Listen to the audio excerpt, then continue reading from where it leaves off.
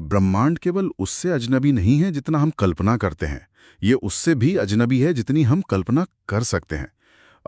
वैज्ञानिक JBS Haldane के इन गहरे शब्दों के साथ आप सभी का आज की इस खास चर्चा में स्वागत है। नमस्कार। आज हम गोता लगा रहे हैं एक ऐसे विषय में जो सीधा अंतरिक्ष के अनजाने कोनों से जुड़ा है।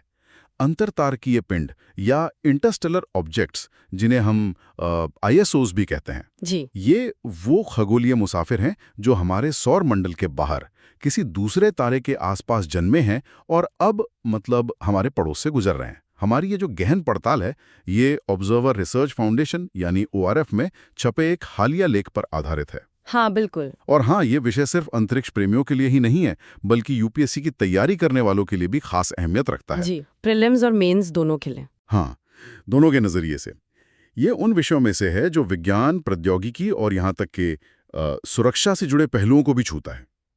तो आज हम क्या करने वाले हैं? हम हाल ही में सुर्खियों में आए तीसरे अंतरतार के पिंड 3 एटलस को समझेंगे और साथ ही इसके पहले आए 2 चर्चित मेहमानों ओumuamua और बोरिसोव पर भी नजर डालेंगे। हाँ, ये जानना जरूरी है कि ये है क्या, क्यों इतने अनोखे हैं। बिल्कुल, इनसे जुड़े रहस्य क्या हैं और भविष्य में ये हमारे लिए क्या मायने रखते हैं। चलिए इस ब्रह्मांडीय यात्रा पर निकलते हैं और इन मेहमानों की कहानी को परत दर परत समझने की कोशिश करते हैं। बिल्कुल, और शुरुआत वहीं से करते हैं जहाँ से करनी चाहिए। ये अंतरतारकीय पिंड आखिर हैं क्या? हाँ, ये सबसे पहला सवाल है। देखिए, आसान शब्दों में कहें तो ये वो पत्थर, बर्फ या धूल के गोले हैं जो हमारे सूरज के परिवार के सदस्य नहीं हैं, मतलब हमारे सोलर सिस्टम के नहीं हैं।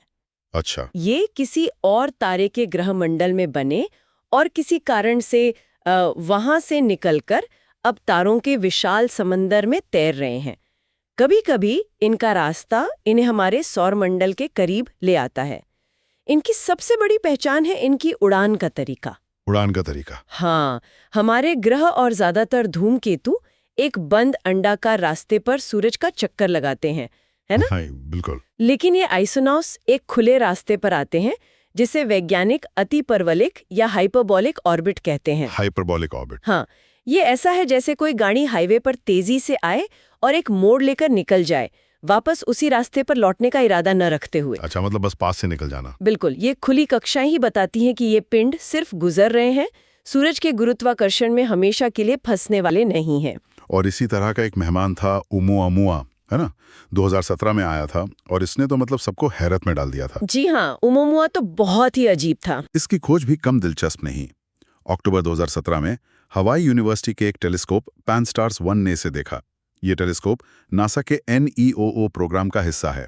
NEOO यानी नियर अर्थ ऑब्जेक्ट ऑब्जर्वेशंस। हाँ, जिसका काम ही है हमारे आसपास मंडराते क्षुद्र ग्रहों और धूमकेतुओं पर नजर रखना, कहीं कोई हमारी पृथ्वी के लिए खतरा न बन जाए। बिल्कुल। पर ओumuamua आम पिंडों जैसा बिल्कुल नहीं था। पहली बात तो इसका आकार अजीब सा। हाँ, उसका आकार बहुत ही असामान्य था, किसी लंबी सिगार जैसा या कह लीजिए पतली पैनकेक जैसा। सिगार जैसा? कितना लंबा? करीब 400 मीटर लंबा, लेकिन अपनी चौड़ाई से लगभग 10 गुना ज्यादा लंबा।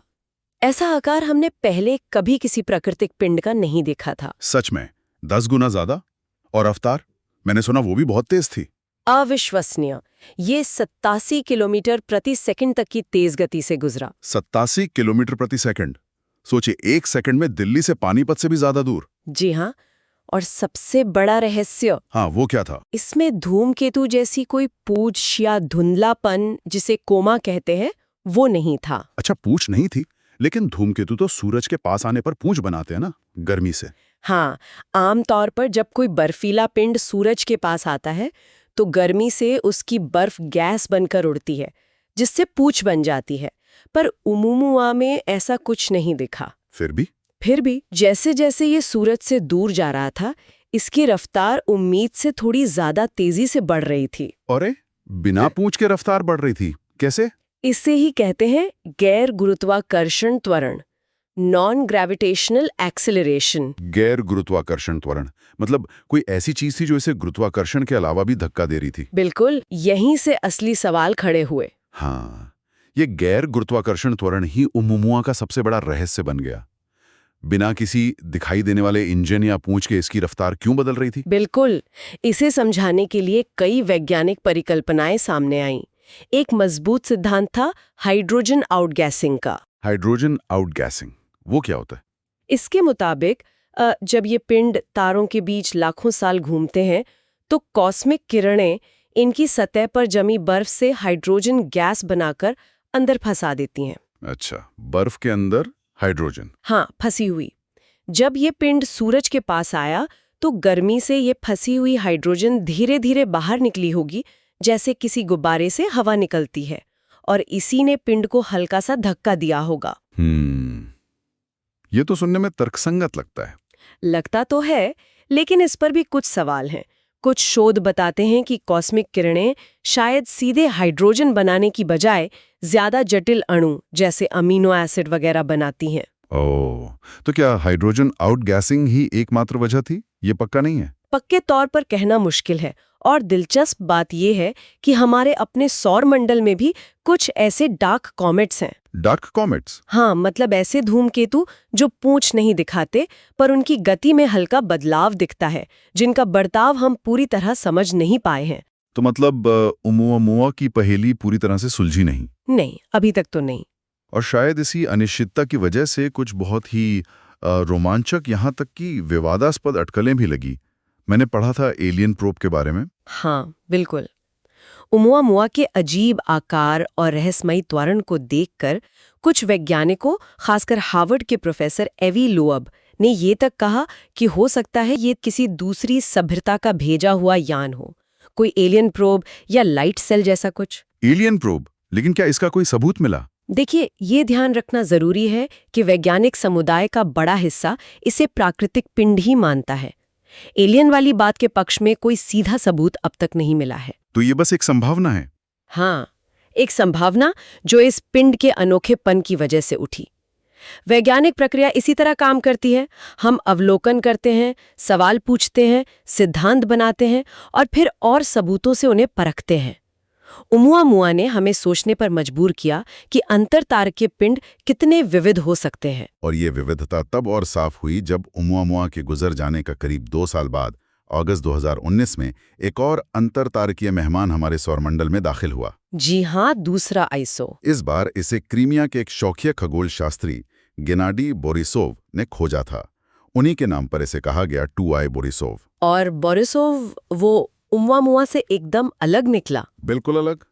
कैसे? ये काफी हद तक एक आम धूमकेतु जैसा ही दिख रहा था। इसमें एक चमकीला केंद्र था और सूरज के पास आने पर इसने धूल और गैस की एक साफ पूंछ भी विकसित कर ली थी। अच्छा, मतलब इसमें पूंछ थी, ओमुआमुआ की तरह नहीं? नहीं, बिल्कुल नहीं। हाँ, इसकी रफ्तार भी बहुत तेज थी, करीब 30 किलोमीटर प्रति सेकंड, जो साफ बता रही थी कि ये भी बाहर से आया है। पर इसका बर्ताव ओमुआमुआ जितना अजीब नहीं था। तो एक सिगार जैसा रहस्यमयी पिंड बिना पूंछ वाला और दूसरा एक आम दिखने वाला धूमकेतु पूंछ वाला, ये दोनों इतने अलग क्यों थे? क्या वजह हो सकती है? यही तो मजेदार सवाल है। इसका सबसे संभावित जवाब इनकी पैदाइश और इनके सफर में छिपा है। पैदाइश और सफर में? हाँ, हो सकता है ओमुआमुआ किसी ऐसे तारे के पास बना हो जहां पानी कम था, या ये किसी बड़े पिंड का टुकड़ा हो जो किसी टक्कर में बना हो। वहीं बोरिसोव शायद किसी ऐसे बर्फीले इलाके में बना हो जैसा हमारे अपने सौर मंडल के बाहरी हिस्से में है, जैसे ऊर्ट क्लाउड। ऊर्ट क्लाउड जैसा? हाँ, कुछ वैसा ही। ये अंतर हमें बताते हैं कि दूसरे सौर मंडलों में ग्रहों और पिंडों के बनने की प्रक्रियाएं भी अलग-अलग हो सकती हैं। हर आईएसओ अपने मूल तारे के सिस्टम की कहानी का एक छोटा सा हिस्सा लेकर आता है। मतलब हर मेहमान अपनी अलग कहानी लाता है। ओमुआमुआ और बोरिसोव ने तो हमें चौंकाया ही था, लेकिन कहानी यही खत्म नहीं हुई। हाल ही में, मतलब बिल्कुल ताज़ा खबर, एक और मेहमान ने दस्तक दी है। जी हाँ, बिल्कुल ताज़ा, 1 जुलाई 2025 को। इसी साल? अरे वाह! किसने खोजा इसे? इसे चिली में लगे एटलस सर्वे टेलीस्कोप ने खोजा। एटलस का मतलब है asteroid terrestrial impact last alert system. ये भी एक ऐसा सिस्टम है जो पृथ्वी के पास आने वाले खतरों पर नजर रखता है। अच्छा, ATLAS। और नासा के माइनर प्लैनेट सेंटर ने इसे आधिकारिक तौर पर तीसरा अंतरतारकीय पिंड मानते हुए नाम दिया है 3I ATLAS, तीसरा आइसो। जी, 3 एटलस। और ये भी अपनी खासियतें लेकर आया है। पहली बात, इसकी कक्षा की विलक्षणता, एसेंट्रिसिटी जिसे कहते हैं, वो पिछले दोनों से भी ज्यादा है। और ज्यादा विलक्षण मतलब? आसान भाषा में कहें तो इसका रास्ता हमारे सौर मंडल से गुजरते हुए और भी ज्यादा खुला हुआ है, एक चौड़े वी आकार जैसा। ये और भी पुख्ता करता है कि ये बाहर से ही आया है। और इसका आकार? मैंने सुना है ये काफी बड़ा है। हाँ, शुरुआती अनुमान तो यही बता रहे हैं, ये 20 किलोमीटर से भी ज्यादा चौड़ा हो सकता है। 20 किलोमीटर? ये तो ओumuamua और बोरिसोव से बहुत बड़ा हुआ। हाँ, काफी बड़ा है। ओumuamua तो कुछ 100 मीटर का था, बोरिसोव शायद कुछ किलोमीटर का। ये उनसे कहीं ज्यादा बड़ा है। और क्या ये भी ओumuamua जैसा रहस्यमय है या बोरिसोव जैसा? इसमें बोरिसोव की तरह ही पूंछ और कोमा यानी धुंधलापन देखा गया है, तो इससे ये पक्का हो गया है कि ये एक धूमकेतु है। एक धूमकेतु? हाँ, मतलब ज्यादा रहस्य नहीं। एक बहुत बड़ा बाहरी धूमकेतु। लेकिन हाँ, थोड़ी बहुत अटकलें यहाँ भी हैं। अच्छा। फिर से कुछ लोगों ने इसकी बहुत ज्यादा विलक्षण कक्षा और झुकाव को देखकर फिर से सवाल उठाए कि कहीं ये असामान्य तो नहीं। लेकिन ज्यादातर वैज्ञानिक इसे एक प्राकृतिक, यद्यपि बड़े और तेज धूमकेतु के तौर पर ही देख रहे हैं। ठीक है। अच्छी बात यह है कि 3A क्लास हमें इसके अध्ययन का बेहतर मौका दे रहा है। ये सितंबर 2025 तक दूरबीनों की नजर में रहेगा। अच्छा, सितंबर तक दिखेगा? हाँ, और 30 अक्टूबर के आसपास ये सूरज के सबसे करीब पहुंचेगा। हालांकि करीब का मतलब भी यहाँ लगभग 1.4 खगोलीय इकाई है। 1.4 AU यानी पृथ्वी सूर्य की दूरी से थोड़ा ज्यादा। जी, करीब 21 करोड़ किलोमीटर। इसके बाद ये दिसंबर में फिर से दिखाई देगा, जब ये सूरज की दूसरी तरफ से निकलेगा। तो क्या हम इसे किसी मिशन से रोककर और पास से देख सकते हैं? कोई यान भेज सकते हैं इसके पास? दुर्भाग्य से नहीं। इसकी रफ्तार इतनी ज्यादा है कि मौजूदा तकनीक से कोई अंतरिक्ष यान भेजकर इसे पकड़ना या इसके साथ उड़ना लगभग नामुमकिन है। ओह, तो पास से नहीं देख पाएंगे? पास से नहीं, लेकिन ओumuamua और बोरिसोव की तुलना में इसका पता हमें काफी पहले चल गया है। ओumuamua तो जब तक पता चला तब तक वो हमसे दूर जाने लगा था। हाँ, सही बात है। 3ARTLS के मामले में दुनिया भर की दूरबीनें अब इस पर नजर गड़ाए हुए हैं। इससे हमें इसकी बनावट, इसकी रासायनिक संरचना के बारे में अभूतपूर्व जानकारी मिल सकती है। ये समझना कि ये किस चीज से बना है हमें इसके जन्मस्थान के बारे में सुराग दे सकता है।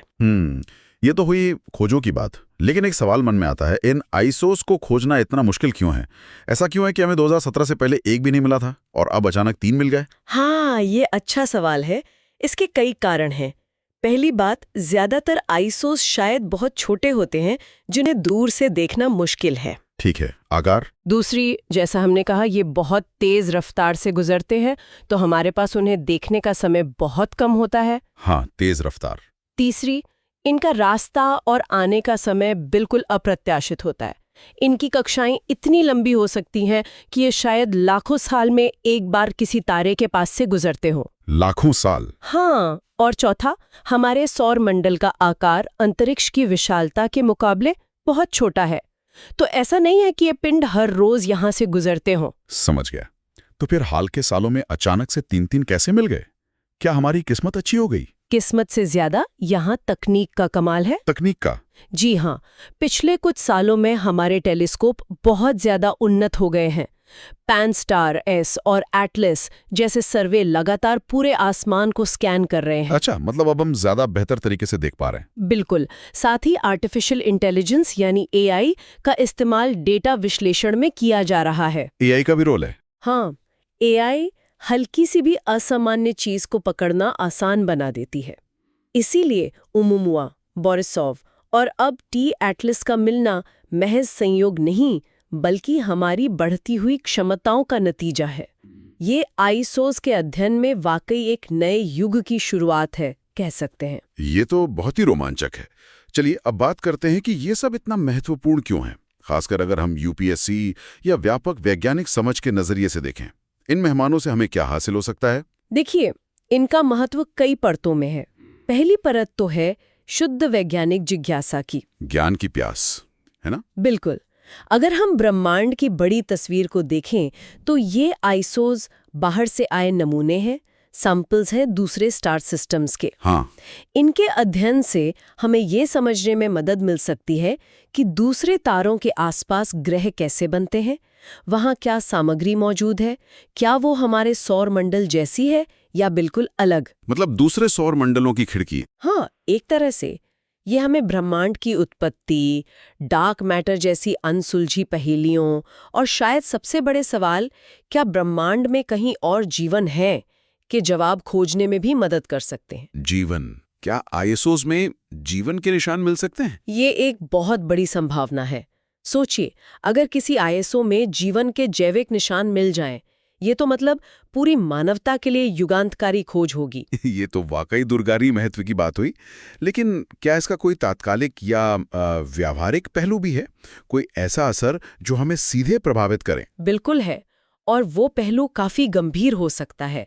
ग्रह रक्षा यानी प्लैनेटरी डिफेंस का। ग्रह रक्षा मतलब पृथ्वी की सुरक्षा? जी हाँ, फ्री एटलस अभी हमसे बहुत दूर से गुजर रहा है और कोई खतरा नहीं है। लेकिन भविष्य में क्या होगा? आईएसओस की अप्रत्याशित प्रकृति, उनकी तेज रफ्तार और उनका किसी भी दिशा से आ सकना, ये सब मिलकर उन्हें पृथ्वी के लिए एक संभावित खतरा बनाते हैं। खतरा? क्या ये पृथ्वी से टकरा सकते हैं? हालांकि इसकी संभावना बहुत कम है, पर अगर कोई बड़ा आईएसओ सीधे हमारी तरफ आ रहा हो तो हमें उसका पता बहुत पहले लगाना होगा। और फिर? और उसे रोकने या उसका रास्ता बदलने के लिए तैयार रहना होगा। उनकी तेज रफ्तार का मतलब है कि प्रतिक्रिया का समय बहुत कम मिलेगा। बाप रे, मतलब ये सिर्फ अकादमिक जिज्ञासा का विषय नहीं बल्कि हमारी अपनी सुरक्षा से जुड़ा सवाल भी है। एक अनजान तेज रफ्तार मेहमान कब दस्तक दे दे कौन जाने। बिल्कुल, इसीलिए ये जरूरी हो जाता है समझना। तो इस दिशा में क्या किया जा रहा है? क्या हम तैयार हैं? दुनिया भर की स्पेस एजेंसियां इस पर काम कर रही हैं। नासा का नियो प्रोग्राम तो है ही, जो नजदीकी पिंडों पर नजर रखता है। हाँ, वो तो है। हाल ही में नासा का डार्ट मिशन सफल रहा, याद है? हाँ, डार्ट मिशन, जिसमें एक अंतरिक्ष यान को जानबूझकर एक क्षुद्र ग्रह से टकराया गया था। बिल्कुल, ये देखने के लिए कि क्या हम उसका रास्ता बदल सकते हैं। और अब यूरोपियन अंतरिक्ष एजेंसी ESA का हीरा मिशन जाकर उस टक्कर के असर का अध्ययन करेगा। अच्छा, और भारत ISRO का क्या रोल है इसमें? हमारा अपना ISO भी ग्रह रक्षा में अंतर्राष्ट्रीय सहयोग में रुचि दिखा रहा है, जो बहुत अच्छी बात है। ये तो बढ़िया है। और क्या खास तौर पर ISOs को ध्यान में रखकर कोई मिशन प्लान हो रहे हैं? क्योंकि ये तो अलग तरह की चुनौतियां हैं। हाँ, कुछ बहुत दिलचस्प योजनाएं हैं। नासा एक ब्रिज नाम के कॉन्सेप्ट पर विचार कर रहा है। ब्रिज? पुल? हाँ, मतलब एक ऐसा मिशन जो किसी नए ISO का पता चलने के सिर्फ 30 दिन के अंदर लॉन्च हो सके और उसके पास से गुजरकर डेटा इकट्ठा कर सके। बहुत तेज प्रतिक्रिया वाला मिशन। 30 दिन में लॉन्च? ये तो कमाल है। और ESA का कॉमेट इंटरसेप्टर मिशन तो और भी अनूठा है। ये 2029 में लॉन्च होगा और अंतरिक्ष में सूर्य पृथ्वी लेग्रांज पॉइंट 2 L2 पर जाकर पार्क हो जाएगा। L2 पॉइंट पर? वहां क्यों? L2 अंतरिक्ष में एक ऐसी खास जगह है जहां सूर्य और पृथ्वी का गुरुत्वाकर्षण लगभग संतुलित रहता है, जिससे यान कम ईंधन में वहां टिका रह सकता है। अच्छा, पार्किंग स्पॉट जैसा। हाँ, कह सकते हैं। ये यान वहां बैठकर इंतजार करेगा कि कब कोई नया लंबी अवधि वाला धूमकेतु या ISO उस तरफ आए और फिर ही उसके पास जाके उसका अध्ययन करेगा। मतलब घात लगाकर इंतजार। बिल्कुल। इसके अलावा जापान की एजेंसी JAXA का हयाबुसा 2 यान, जो पहले एक क्षुद्र ग्रह से नमूने लेकर आया था, हाँ, वो भी बहुत सफल मिशन था। वो अब 2031 में 1998 KY26 नाम के एक छोटे तेजी से घूमने वाले पिंड के पास जा रहा है, जिसे एक डार्क कॉमेट माना जाता है। डार्क कॉमेट, जैसा आपने पहले बताया था। जी, ये सब मिशन हमें इन रहस्यमय पिंडों को और करीब से जानने का मौका देंगे। तो कुल मिलाकर हम इन बाहरी मेहमानों को समझने और इनसे जुड़े संभावित खतरों से निपटने की तैयारी कर रहे हैं। इसका मतलब साफ है कि ग्रह रक्षा अब सिर्फ साइंस फिक्शन का विषय नहीं रही। बिल्कुल नहीं। इसे राष्ट्रीय और अंतर्राष्ट्रीय स्तर पर अंतरिक्ष नीतियों का हिस्सा बनाना होगा और वैश्विक सहयोग को और मजबूत करना होगा। आपने बिल्कुल सही कहा। 3 एटलस, ओमुआमुआ और बोरिसोव ने हमें ब्रह्मांड की विशालता और विविधता की एक झलक दिखाई है। इन पर रहस्य अब भी कायम है, अटकलें भी जारी हैं। हाँ, रहस्य तो हैं। लेकिन हमारी बेहतर होती अवलोकन क्षमताएं और आने वाले मिशन यकीनन इनके बारे में हमारी समझ को और गहरा करेंगे। और जैसा हमने बात की, ये कोशिशें न सिर्फ हमें ब्रह्मांड के बड़े सवालों के जवाब देने के करीब ले जा सकती हैं, बल्कि पृथ्वी की सुरक्षा के महत्व को भी उजागर करती हैं, है ना? बिल्कुल। उन्नत पहचान तकनीक, तेज प्रतिक्रिया वाले मिशन और सबसे बढ़कर देशों के बीच सहयोग, यही भविष्य में हमें सुरक्षित भी रखेंगे और ज्ञानी भी बनाएंगे। जाते जाते श्रोताओं के लिए एक सोचने वाला सवाल छोड़ते हैं जो इन्हीं स्रोतों से उभरता है। हाँ जरूर। कल्पना कीजिए, अगर भविष्य में कभी ये पक्के तौर पर साबित हो जाए कि कोई अंतरतार की वस्तु जिसे हमने देखा है वो प्राकृतिक नहीं बल्कि किसी दूसरी बुद्धिमान सभ्यता द्वारा बनाई गई है, तो मानवता के लिए, हमारे अपने वजूद की समझ के लिए इसके क्या मायने होंगे? ये एक बहुत बड़ा सवाल है, या एक और ज्यादा व्यवहारिक सवाल। बिना किसी पूर्व चेतावनी के अचानक हमारी ओर आते किसी बड़े आईएसओ से बचाव की चुनौती कितनी वास्तविक और कितनी गंभीर है, और क्या हम उसके लिए तैयार हैं, ये भी सोचने वाली बात है। बिल्कुल। उम्मीद है कि आज की ये गहन चर्चा जानकारीपूर्ण और दिलचस्प रही होगी, खासकर उन सभी के लिए जो यूपीएससी परीक्षाओं की तैयारी कर रहे हैं या जिन्हें विज्ञान और ब्रह्मांड में रुचि है। जी। ये हमारी रोजाना महत्वपूर्ण समसामयिक विषयों पर चर्चा की श्रृंखला का हिस्सा है। अगर आपको ये बातचीत पसंद आई हो तो इसे लाइक जरूर करें और आगे भी ऐसी जानकारी भरी चर्चाओं के लिए सब्सक्राइब करना ना भूलें। और अगर आपके मन में कोई सवाल है या आप अपने विचार साझा करना चाहते हैं तो नीचे टिप्पणी सेक्शन में हमें जरूर बताएं। आज के लिए इतना ही। सुनने के लिए बहुत बहुत धन्यवाद। धन्यवाद। नमस्कार। नमस्कार।